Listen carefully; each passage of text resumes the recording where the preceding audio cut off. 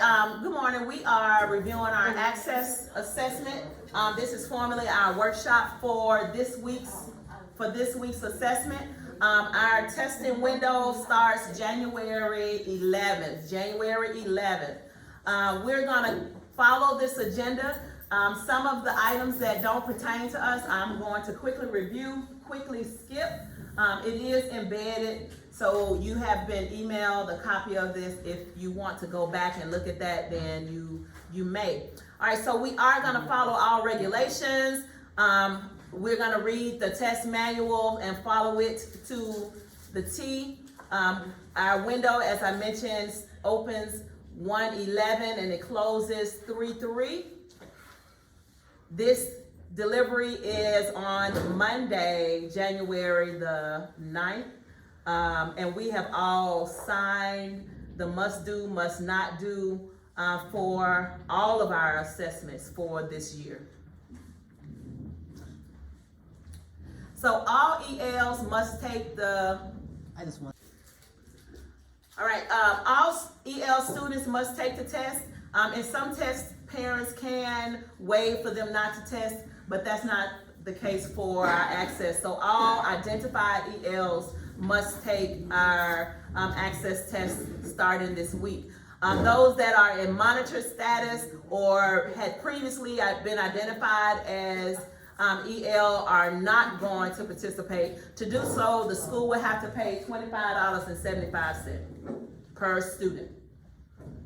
So it is approximately, the students will be tested in 4 domains for approximately 35 minutes to 90 minutes each. All students are online with the exception of kindergarten. It's all paper pencil. First, second, third have the writing assessment paper pencil. All other tests will be electronically. Here it talks about the individual domains. I'm not going to go into detail. As I mentioned, all students K through 5th in this building who have been identified will be taking the assessment.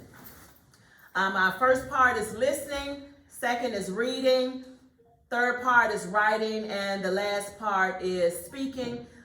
Speaking is done individually in all grades. For kindergarten assessment, that assessment is done individually as well. Your listening, reading, and writing in all other grades can be done as a class. So our access test is designed to monitor EL's progress, to determine how much English has been attained, to inform instruction and assessment, and we are providing reliable and valid data for decision making and accountability. Here are our grade level clusters. Online we have what's listed above and the paper graded clusters are below. So our overall score breakdown is here. I'm not gonna go into detail with that. And here it talks about tier placement, and again, we're not gonna go into detail. So what ESSA has done is determine how the students' scores will count. For their first year, the student score do not count their first year in being identified as EL. However, in the second year, it will count toward growth. In the third year, it'll count toward, what's the word, Tomoko? The third year, it'll count toward our CCRPI score as far as progress. Progress, that's what I want to mention. The exit criteria for the CAB is not different from the state, and the circle is greater than 5.0 or greater in order to exit.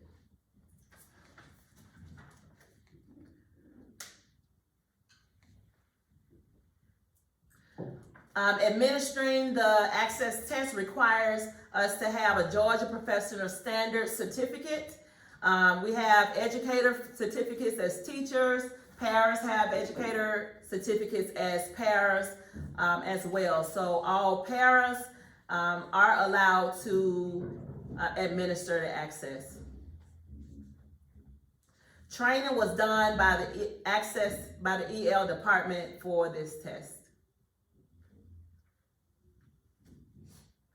As mentioned prior, kindergarten access test is 1-to-1. They will have pencil and it's approximately 45 minutes.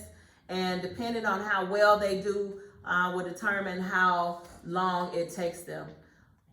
For the listening, again, approximately 35 to 50 minutes.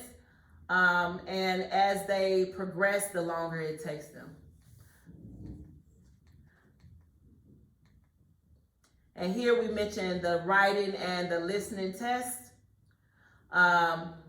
Within the test management, this is the screen for the test management. Most of you will not have access to this, so I'm gonna move on. Writing times are about 50 to 75 minutes. So what our EL department does, they will come and pick up the students individually, know that they can be gone anywhere from 50 to 75 minutes. However, depending on the student's ability, they may not have the ability to write in as much, so it might be much shorter than that.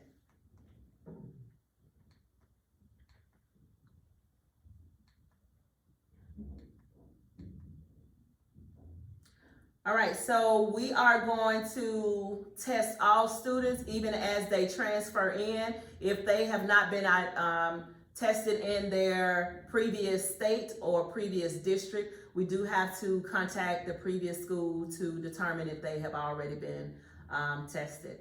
The reconciliation form is for students who don't take all 4 parts.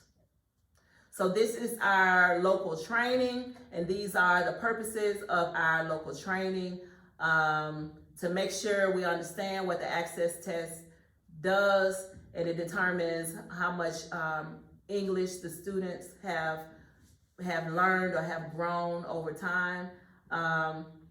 Test examiners should be familiar with our local logistics, and we're gonna go over that as well. Students with IEPs and 504s can receive accommodations.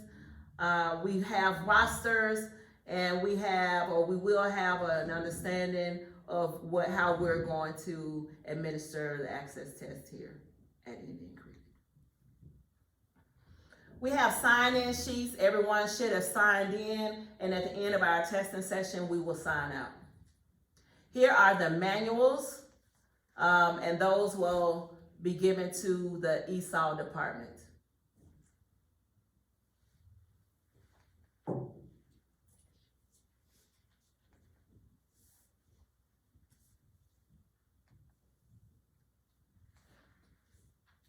All right, irregularities.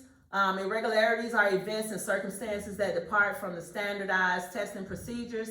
They may have an impact on student performance that is not possible to define.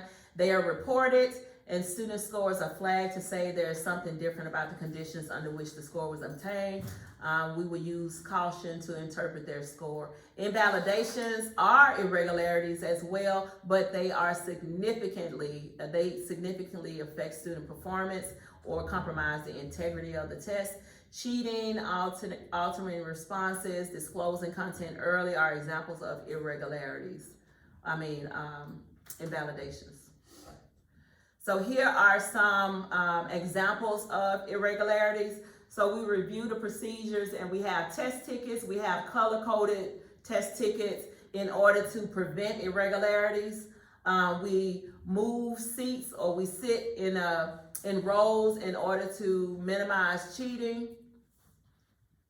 We count the test tickets in and out in order to prevent us from losing tickets. So some of these things, we have procedures in place to prevent irregularities.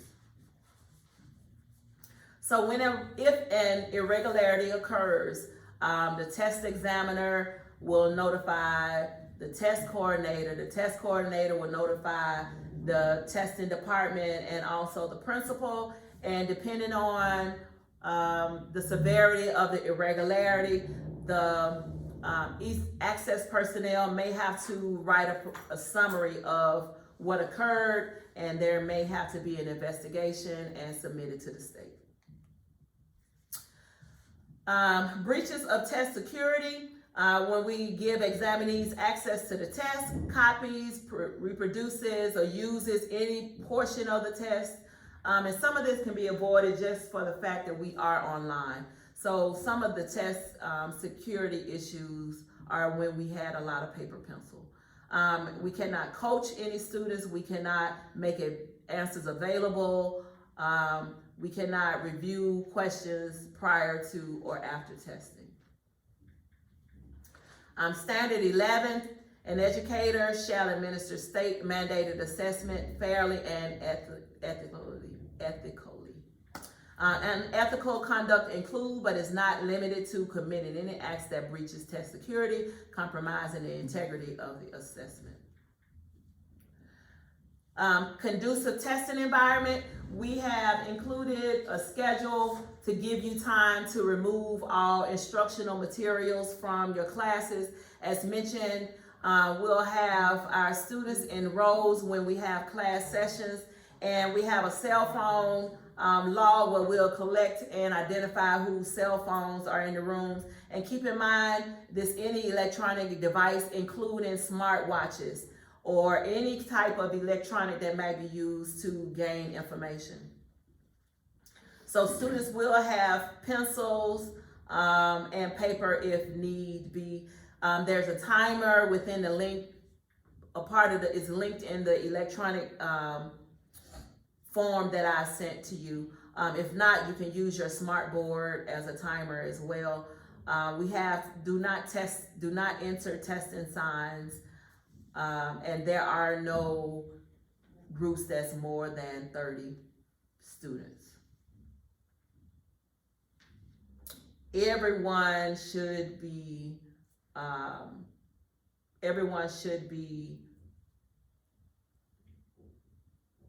trained, all right? So this is what everyone should be trained.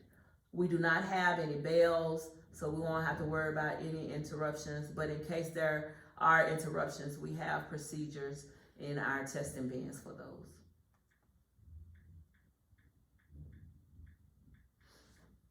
So for our test administrators, they have an examiner's manual. They have received training specifically for access, and they're ready to get started with testing. Proctors have their own responsibilities, and that is listed.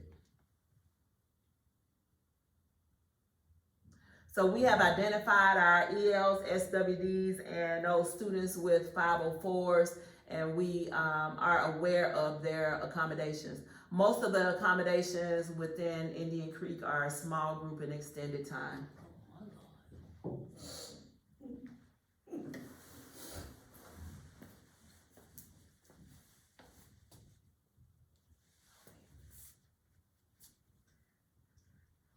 Episode style. Hit it again. I just said hit it again. It's still up. What you been at?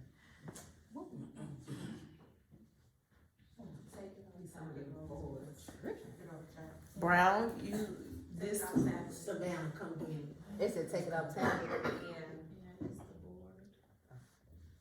This board does this. This board specific, this was Ms. Houston's room, we don't know what the children did to this board.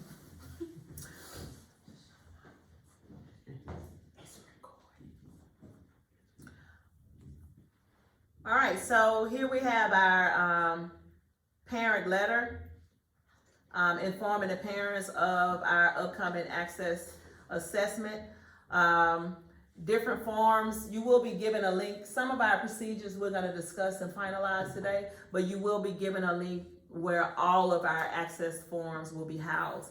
So if for whatever reason you need a form or you need to double check your date, your grade level will be tested, you'll have access to it. And any of our workshop information, this PowerPoint, everything will be housed in that drive. All right, pre-assessment, these are some forms that we have to submit to the county.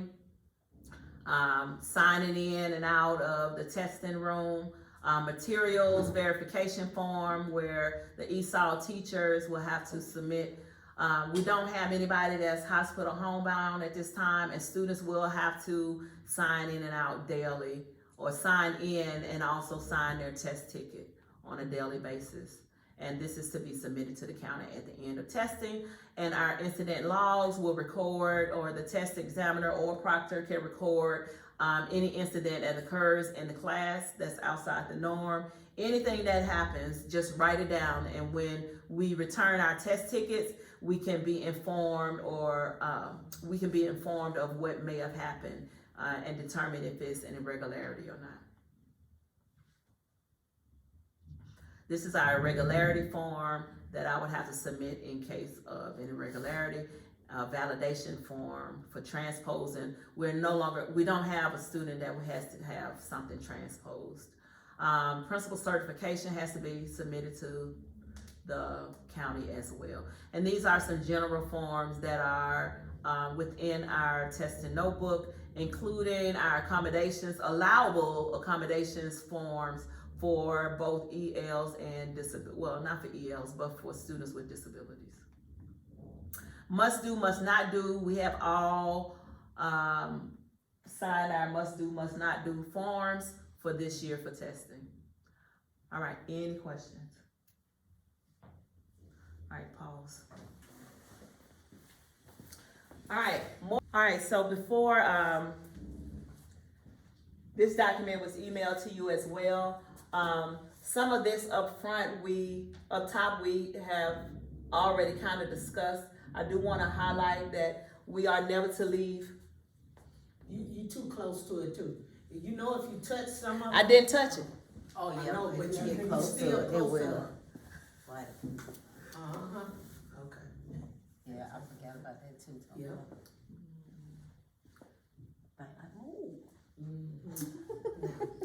Oh. All right, get back over here.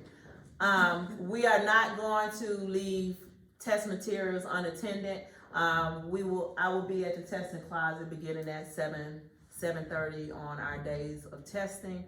For homeroom teachers, if we can make sure we have a quick restroom break, complete attendance for homeroom. Go ahead and place that do not disturb sign on the door. Make sure we are in traditional rows and have our computers fully charged. There will be power strips out in the hall for emergencies. Cell phones should be collected. Students should sign the testing roster and the ticket. So we're signing the ticket to make sure if we have a signed ticket, we know that that student has completed that section of the assessment. So all students have to sign their tickets, and at the end, our teachers are signing to say that that the students logged out of the assessment. And kindergarten teachers, those students that we will be testing from your homeroom class, they will not go to specials that day. That way we can start promptly at around 8:15 with our kindergarten students, okay? All right, so students should, as I mentioned, begin distributing test materials promptly at 8:05. There should not be any movement afterwards. Testing will begin once our all clear announcement has been made. During testing, we're gonna actively monitor students. Do not stand at one student's desk for a long period of time. The proctor and grade level teacher or ESOL teacher should not converse, talk, text, sound on a cell phone, or do anything that disrupts the testing environment. Do not check or send emails during this time. Answer questions regarding test procedures and directions, not content. Please make sure that the students do not tear testing tickets. And here is the electronic timer that you can click, and it'll send you to a link with an electronic timer. So we are going to collect all testing materials, keep testing tickets in alphabetical order, count all testing tickets to verify the number being returned. Again, make sure students have signed the tickets. Please record absent students on an absent form daily. The teacher who administers the test must return all testing materials to the testing closet. In the event of an irregularity, notify the hall monitor. The monitor will contact McLester and will follow procedures identified earlier. So here we have some FAQs. I'm not gonna go through that. We can go through that on our leisure. I've already mentioned the tickets being in alphabetical order. We are gonna have a rolling makeup. So if we have students that are, have students that are absent in the morning, but they come toward the middle of the day, then we are gonna try to get started with those students with our assessment. Here are our proctor duties. Escort students to the restroom during testing, relieve a teacher if necessary, monitor class while teacher returns to testing materials. Do not remove any student from a classroom, even if someone is asking you to do so. You'd have to call an administrator. Please report to your room hall by 7:50. Hall monitors will clear the assigned hall by 8 o'clock. Grade level students who are late on testing days will report to the media center. Not true anymore. I need to make that correction. Students who are late, after the all clear call, again, we'll try to make a rolling makeup, but we are gonna have to refer to the grade level that day. Please contact the hall monitor if students are disruptive. 7:30 test pickup, 7:30, 7:45 restroom breaks, 8:05 announcements and reminders. 8:05, 8:15, students move to the location of their testing location. And for those students who are not testing, we have grade level rooms on the hallway where they can be monitored. 8:15 to 8:30, distribute materials and begin after all clear. Depending on which content, it'll take maybe 45 minutes to an hour and a half. So this is an approximation. Our first two parts will be completed together on the same day, that is. All right, for whatever reason, I cannot see. All right, over here on the left, we have our homerooms, and that's kind of cut off, but our testing locations. So on each one of these areas, these are the teachers who will be assisting us with monitoring those students who are not taking the assessment. So by grade level, here are the ESOL and test administrators who will be in your room with your room numbers.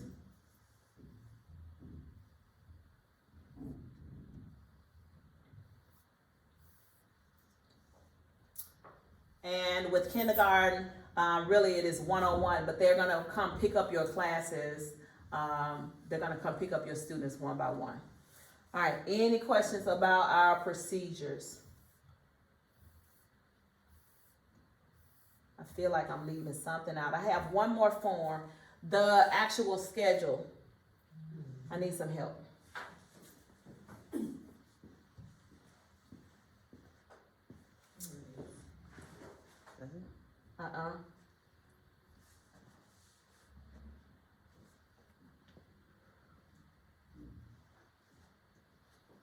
Pause. All right, if I can get to my. All right, so here is our tentative, and notice I put tentative dates, but we kind of think that this works for our building. So you'll see by looking at this schedule, our goal is to complete each grade level before moving to the next grade level. So 4th and 5th will be tested together. They're the grade level bands, am I saying that right? Mm-hmm. Grade level bands, or clusters, they can be tested together. So we have both 4th and 5th grade. Our listening and reading will be Wednesday, this upcoming Wednesday. Writing will be Thursday, and we have given ourselves several days to complete speaking. So remember, our speaking is gonna be one-on-one, and we have 13 ESOL teachers in order to complete that task. So on January the 19th, we'll start with 2nd and 3rd grade. and we assigned the number of days for speaking based on the number of students we had in each one of the grade levels. So first grade starts Friday, January the 27th.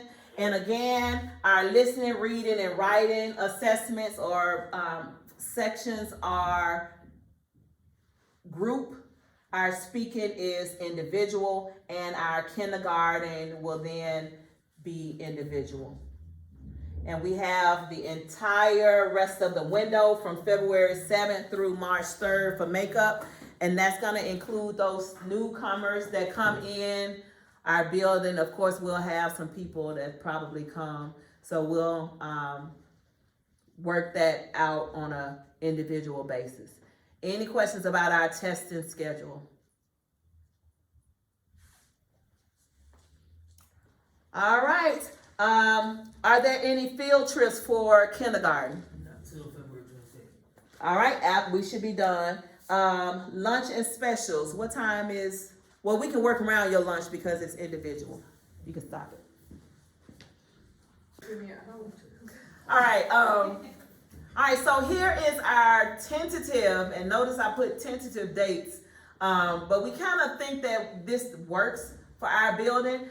So you'll see by looking at this schedule, our goal is to complete each grade level before moving to the next grade level. So 4th and 5th will be tested together. They're the grade level bands. Am I saying that right? Mm-hmm. Grade level bands, or clusters, they can be tested together.